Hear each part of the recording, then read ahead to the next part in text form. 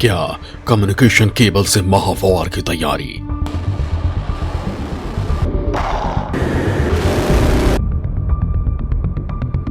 क्या आर्कटिक महासागर बनेगा युद्ध का मैदान। क्या टकराएंगी दो महाशक्तियां। पनडुब्बी युद्धपोत की टक्कर कराएगी जंग। ब्रिटेन की रूस को चेतावनी का मतलब क्या। क्या नए साल में होगा ऐलान जंग। दुनिया के रक्त चरित्र का भारत पर होगा असर।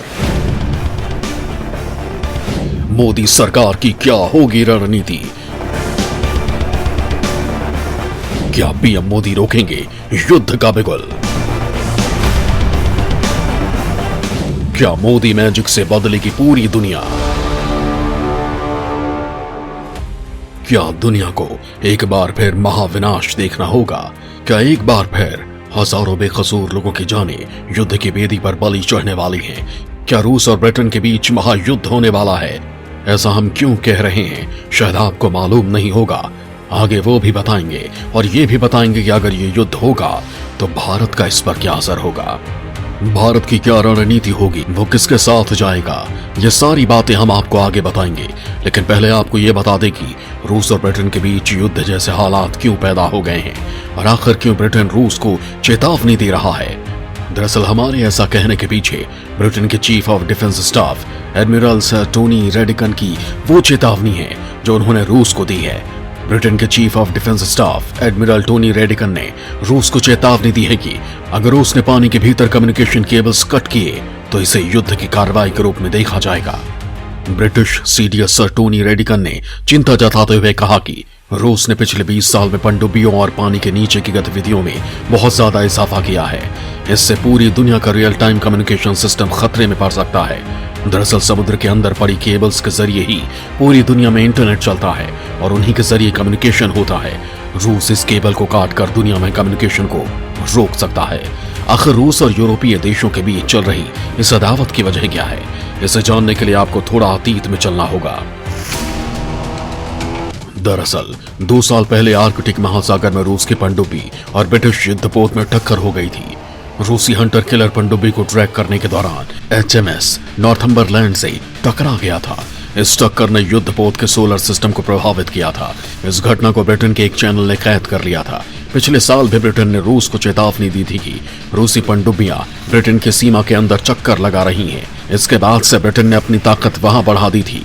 ब्रिटेन ने अपनी एयरफोर्स स्टेशन पर अवॉक्स को तैनात किया हुआ है जो रूस की हवाई सीमा की निगरानी कर रहे हैं। रूस की बढ़ती सैन्य ताकत भी ब्रिटेन की चिंता की वजह है, लिहाजा दोनों के बीच टशन बढ़ती जा रही है। अब आप समझ गए होंगे कि आखिर दोनों देशों के बीच हम युद्ध की बात क्यों कर रहे थे, लेकिन हम जिस कम्युनिकेशन केबल्स की बात कर रहे हैं वो क्या और कैसे काम करता है ये जानना भी आपको जरूरी है। हम और आप अपने घर और मकानों के किनारे सड़कों के नीचे कई तरह के केबल्स बिछते या लगते हुए देखे होंगे। इनके साथ बॉक्स भी लगा होता है जो पूरी दुनिया को जोड़ता है, लेकिन जिसे आप देखते हैं वो महज कम्युनिकेशन सिस्टम का एक छोटा सा हिस्सा है। असल जाल तो समुद्र के अंदर हजारों मीटर नीचे बिछा है। यही जाल पूरी दुनिया को एक दूसरे से कनेक्ट करता है। आखिर ये केबल्स बिछते कैसे हैं और कैसे काम करते हैं वो भी हम आपको समझाने की कोशिश करते हैं। दुनिया के 99% कम्युनिकेशन और डेटा ट्रांसफर समुद्र के नीचे बिछी केबल्स के जरिए होता है। इन केबल्स का दूसरा नाम सबमरीन कम्युनिकेशन भी है। अभी समुद्र के नीचे करीब 426 सबमरीन केबल्स हैं जिनकी लंबाई 13 लाख किलोमीटर है। विश्व की बड़ी कंपनियां जैसे गूगल, माइक्रोसॉफ्ट, फेसबुक जैसी कंपनी केबल्स के इन जालों को बिछाती हैं और टेलीकॉम प्रोवाइडर्स कंपनियां इसमें पैसा देती हैं।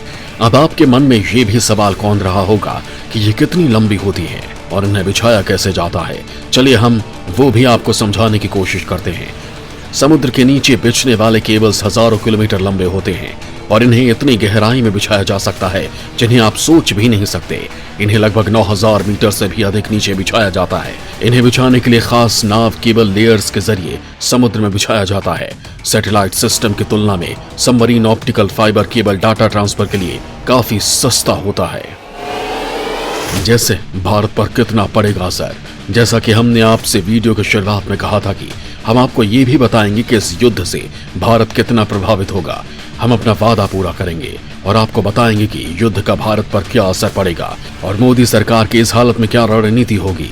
जैसा कि आप सब जानते हैं कि रूस कई सालों से भारत का अच्छा दोस्त है और ब्रिटेन भी उसकी गुड लिस्ट में है।